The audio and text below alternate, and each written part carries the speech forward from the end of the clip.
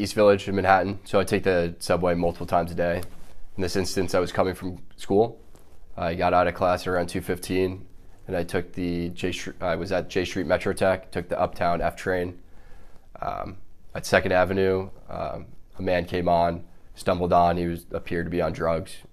The doors closed, and he ripped his jacket off and threw it at the people sitting down to my left. I was listening to music at the time, and he was yelling, so I took my headphones out to hear what he was yelling. And the three main threats that he repeated over and over was, "I'm gonna kill you, I'm prepared to go to jail for life, and I'm willing to die." You know, this was a scary situation, and Mr. Neely came on. He was threatening. I'm 6'2", and he was taller than me, so it was. And there's a common misconception that Marines don't get scared. We're actually taught one of our core values is courage, and courage is not the absence of fear, but how you handle fear. And you know, I was scared for myself, but I looked around, I saw women and children. He was yelling in their faces, saying these threats. I couldn't just sit still. Some people say that I was holding on to Mr. Neely for 15 minutes. This is not true. I mean, between stops is only a couple minutes. So the whole interaction lasted less than 5 minutes. Some people say I was trying to choke him to death, which is also not true. I was trying to restrain him. You can see in the video, there's a clear rise and fall of his chest, indicating that he's breathing.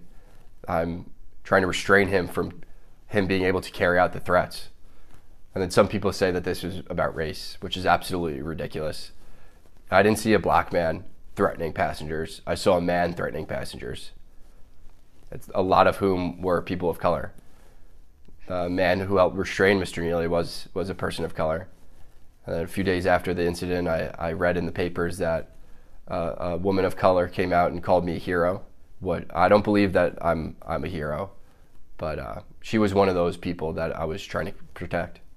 We were all scared. Mr. Neely was yelling in these passengers' faces, and they looked terrified. The reason why there was no video at the start of the altercation was because people were too afraid getting away from him, and the videos didn't start until they saw that situation was under control. I knew I had to act, and I acted in a way that would protect the other passengers, protect myself, and protect Mr. Neely. I used this hold to restrain him, and I did this by leaving my hand on top of his head to control his body. You can see in the video there's a clear rise and fall of his chest, indicating that he was still breathing. And I'm calibrating my grip based on the force that he's exerting. And I was trying to keep him on the ground until the police came. I was praying that the police would come and take this situation over. I didn't want to be put in that situation, but I couldn't just sit still and let him carry out these threats. Okay, you let me know what you think about this in the comment section. I'm just gonna say this. I do not believe that this man, a Marine veteran, went on the subway and somehow saw a black man and decided, I'm just gonna kill this black man. That's stupid, that's dumb. But here's the problem. He's a white guy, this is a black man, and this is happening in Democrat-run New York City, okay? So you already know what's gonna happen. So, in my humble opinion, charging this man with manslaughter is a mistake. I truly believe he was just trying to protect people inside the subway that day. That's what he was trying to do.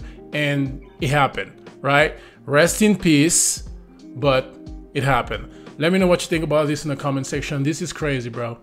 This is crazy. God bless you. Catch you on the next one.